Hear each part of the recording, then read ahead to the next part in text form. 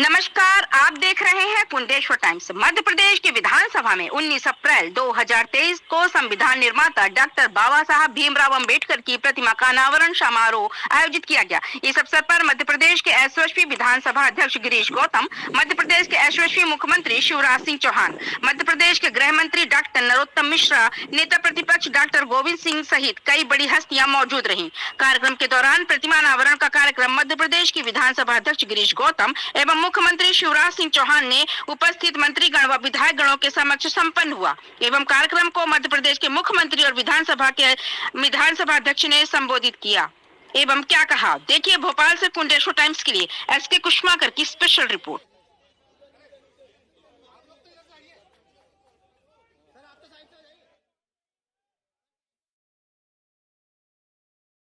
इस कार्यक्रम के मुख्य अतिथि माननीय मुख्यमंत्री जी से उद्बोधन के लिए सादर निवेदन करता हूं।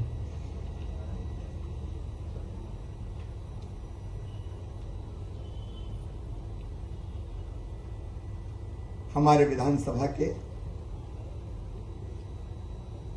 कर्मठ और गरिमापूर्ण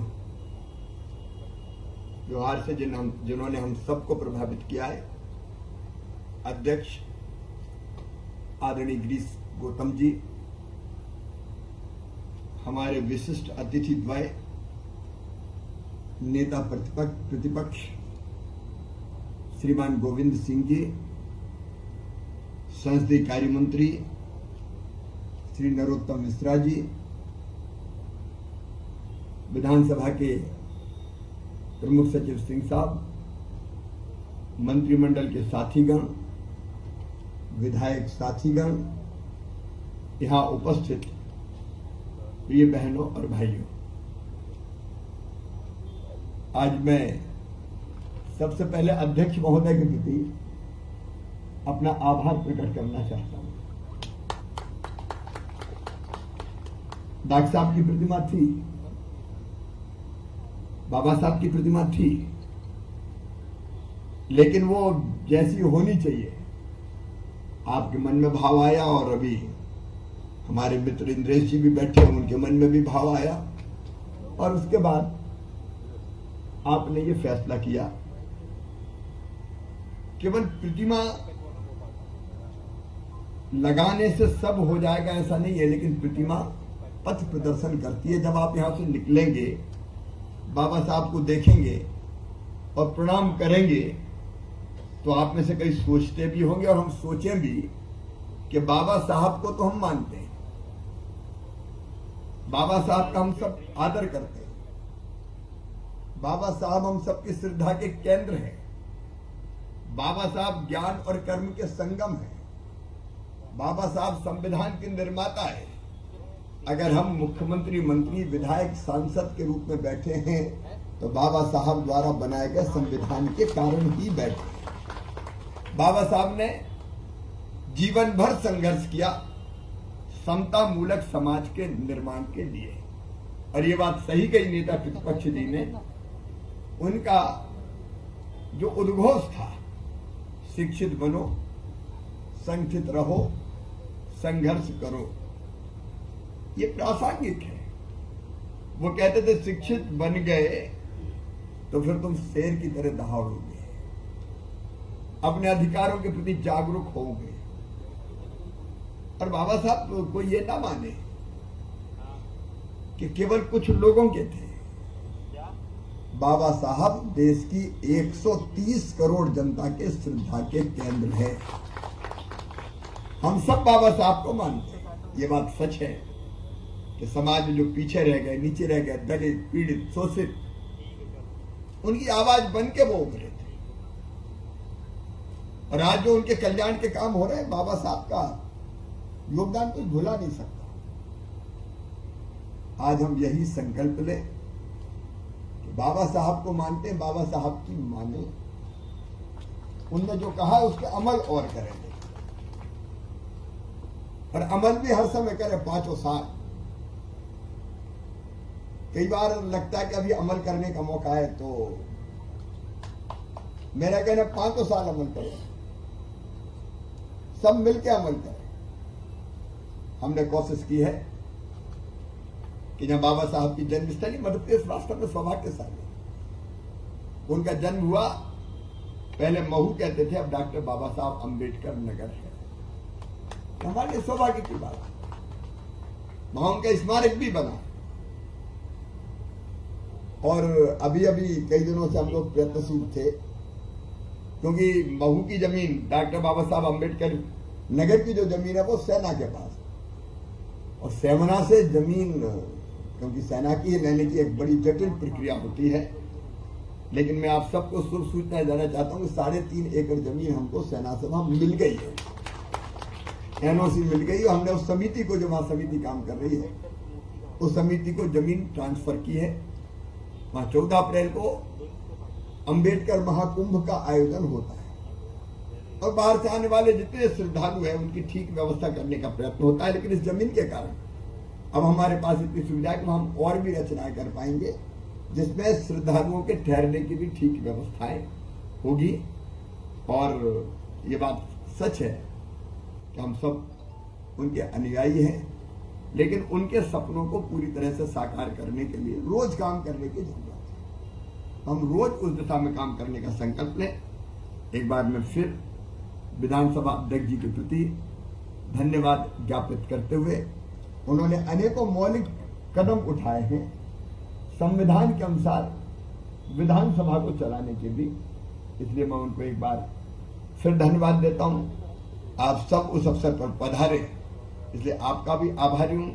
मैं अपने उन विधायक मित्रों से क्षमा चाहता हूं जो मुझसे मिलने सीएम हाउस पहुंचे थे, लेकिन यहाँ आने में विलंब हो रहा था अध्यक्ष जी, तो मैंने उनसे निवेदन किया, क्योंकि भीड़ में देर हो गई थी काम करते हुए, तो मैंने कहा विधानसभा में मिलते हैं, तो मैं क्षमा चाहता हूँ वहां नहीं मिल पाया, लेकिन मेरी कोशिश होगी कि यहाँ ही मिलकर उनसे मैं जाऊं। एक बार फिर अध्यक्ष जी आपका बहुत बहुत धन्यवाद, प्रणाम, नमस्कार। बोलिए जय भीम, जय भीम, बाबा साहब अमर रहे। धन्यवाद।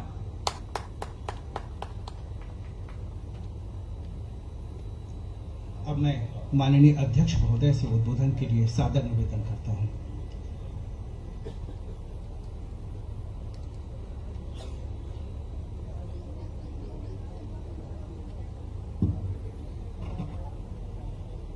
भारत रत्न हम सबके पूज्य बाबा साहब अम्बेडकर की मूर्ति अनावरण के अवसर पर हमारे कार्यक्रम के मुख्य अतिथि माननीय शिवराज जी मुख्यमंत्री, नेता प्रतिपक्ष हम सबके साथी गोविंद सिंह जी, संसदीय कार्य मंत्री भाई नरोत्तम मिश्रा जी, हमारे विधानसभा में अनुसूचित जाति जनजाति के वर्गों कल्याण की समिति के हमारे अध्यक्ष हमारे लारिया जी, हमारे प्रमुख सचिव एपी सिंह जी और यहाँ पर उपस्थित सभी हमारे मंत्रीगण, हमारे विधायक साथियों, अन्य साथियों, खासतौर पर मैं इंद्रेश गजभिये का नाम जरूर नहीं भूलना चाहता हूँ कि उनकी इच्छा थी कि उन्होंने कोई सीमेंट की मूर्ति बनाई थी और जब मैं एक बार आया पीएस के साथ इधर दौड़ा कर रहा था तो मैंने उस मूर्ति को देखा तो हमने कहा कि ये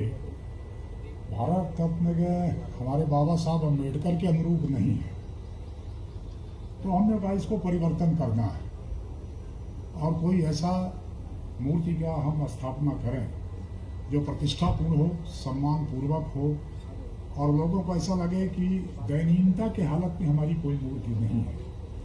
पर आपके प्रयास की मैं सराहना करता हूं कि आपने भी इस बात का हमेशा प्रयास किया।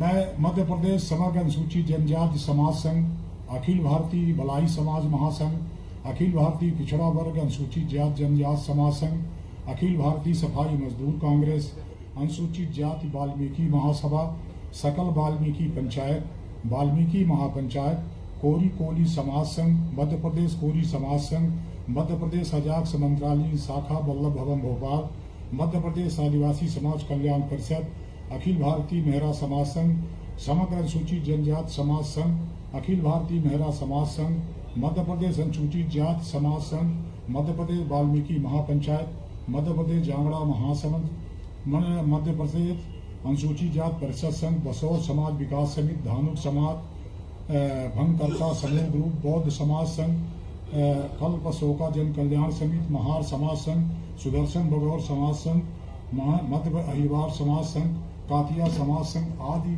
सभी संघ के संगठनों के साथियों का भी धन्यवाद करता हूं कि हमारे आमंत्रण को उन्होंने स्वीकार किया, यहाँ करके अपनी गरिमामयी उपस्थिति प्रदर्शित की, जिससे हमें इस अवसर को गौरवमयी बनाने का ऐतिहासिक क्षण प्राप्त हुआ है।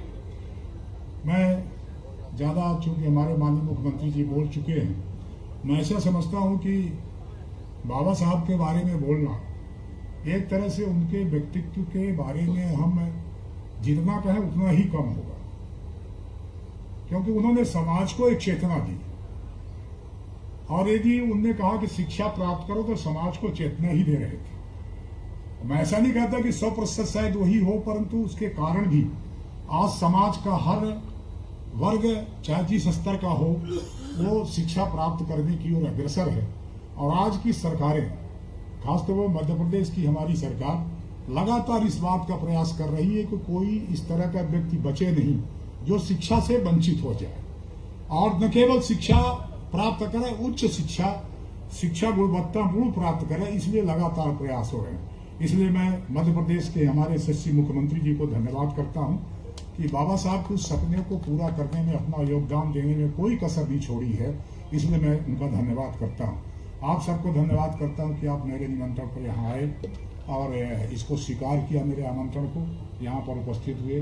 हमारे मंचासीन सभी अतिथियों का मैं उनका हृदय से आभार व्यक्त करता हूँ और सबके प्रति अपनी कृतज्ञता ज्ञापित करता हूँ कि छोटे से समय में मुझे जो अवसर मिला आप सबको आमंत्रित करने का, उसको आपने स्वीकार किया, उसके लिए बहुत बहुत धन्यवाद।